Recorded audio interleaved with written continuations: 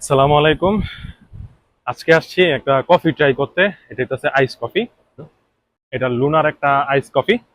এটা cappuccino flavour একটা নিছি। এটার মধ্যে আরো কয়েকটা ফ্লেভার আছে, যেমন মকা আছে, অরিজিনাল আছে, পরে এরকম কয়েকটা আছে। এর মধ্যে একটা নিছি।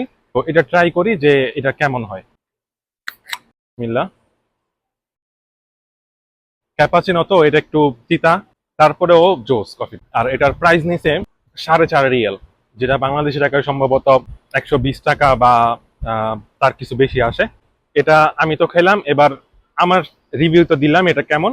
তো এটা রিভিউ এখন নিবো আরেকজনের থেকে, যে এর রিভিউটা কেমন হয়। আলিফ, ট্রাই করো। খুবই ভালো লাগতেছে কফিটা। কফিটার বিশেষত্ব হলো এটা ক্যাপাচিনো কফি, তো সামথিং এটা তিতা হইবই, যদিও ঠান্ডাটা একটু কম, কিন্তু ভালো লাগতেছে খাইয়া। আপনারা চাইলে ট্রাই করতে পারেন, ট্রাই করে জানাতে পারেন যে কেমন। আমাদের কাছে খুবই ভালো লাগতেছে।